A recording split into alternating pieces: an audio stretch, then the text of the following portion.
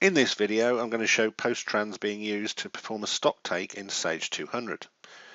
Here I am in Excel and I've got my PostTrans 200 toolbar highlighted. I'm just going to press Help to access many of the examples that come with PostTrans, and I'm just going to type in here take into the search box, which has pulled up an example. It's called Stock Take Locations and Bins. So let's just double click on that. And I don't need to see the help file. Answer no to that. Now, okay, so we've got a template sheet open, and if you've watched the training videos or any of the PostTrans videos, you'll understand that there's a series of tags in row 1 which can be rearranged, customized, added to using the tags button at the top, which denote the columns of data below in row 4 onwards for PostTrans to read or write to Sage. So on this spreadsheet here, you can see we've got a list of stock codes, locations, bin names or codes, whichever you want to call them, the current stock level and the new stock level. So effectively here, this enables us to adjust any stock level within a bin by simply entering different figures in this column. Now you may ask, well, why is there multiple warehouse columns down here, etc.? Let's just go through a routine here. What we're going to do is we're going to press the extract button. And when we press that, it's now opening the data connection to Sage 200 because it's the first time we've pressed anything to access the data. So it'll take a few seconds. And what that's going to allow us to do is it's going to allow us to enter some criteria. So here you can see we've already ticked a whole load of locations. Now, if I was doing a stock take, I'd probably only want to stock take my warehouse. But for the purpose of this demonstration, I'm going to turn on showroom as well. So we're going to do 2 locations at once. We've also got 2 tick boxes down here. One allows us, it says here, write blank lines for all warehouses. Write blank lines for warehouses with no bins. So what that allows us to do, in fact, probably I'll explain that in a minute. Let's just remember those 2 tick boxes were there. And also we can go in here and we can also say, well, I want to hone in on a particular stock group. You know, if I've got 90,000 stock items, I don't particularly want to extract possibly all of them. I might want to work on a particular item or group of items.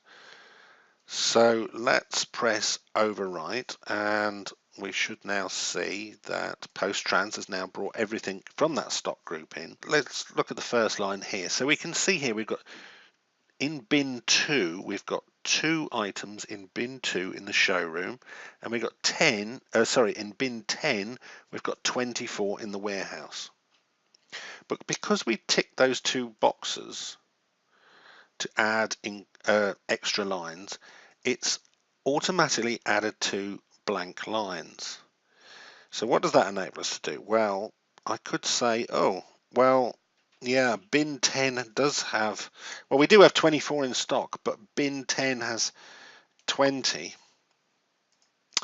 And there's another bin with 4 in, and it's bin, I don't know, it's 112B, 111B.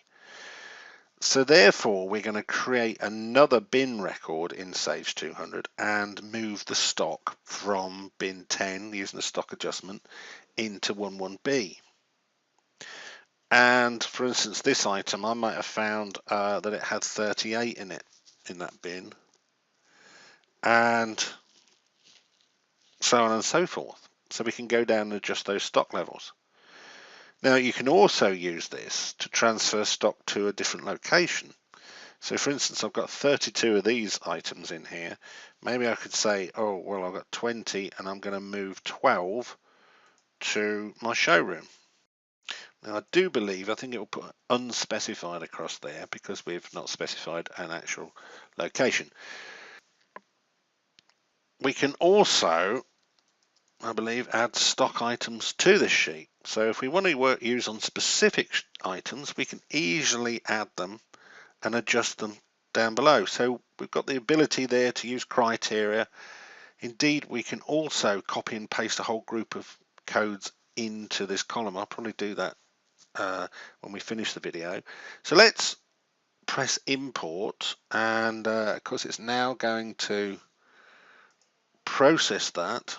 First of all, it's saying, okay, I'm going to move 4 into here, so that's moved 4 into that location. I'm going to write 2 off because we've lost 2 in that item there. And oh right, okay, so we're moving 12 into this stock item. So from warehouse bin 7 to showroom unspecified, so that's moved that. And finish because we made no other changes. And you can see here it's actually written in column A specifically kind of what it did in terms of transferring the stock. So now if I was to go into Sage 200, but if we go into that item there, that top item, I believe we should now have the correct figure in warehouse. We've got, yeah, we moved 4 across into this bin here. So from bin 10 we took out 4 and moved it over to 11B. And of course if we go to item history,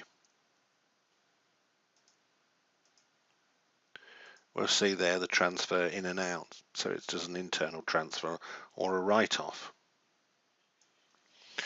What was the second stock item? The second stock item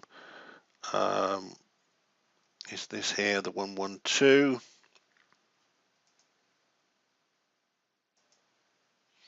And now we've got 38, so it wrote 2 off, etc., etc.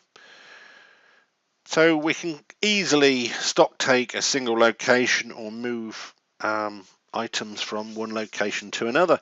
Now I did mention here we can do a whole series of codes. So for instance, if we had a whole list of codes, we can copy them. We can go to the stock take sheet, and you can see this search column here, where normally if I enter a stock code in there, it will populate the sheet with a stock code. I'm just going to paste that list into the column, and then I'm going to press extract. And what PostTrans will do is it's detected there's a list there, and it says, do I want to extract that list? And I'll answer yes. So now what we've got, oh, it has left that from a previous bit of typing.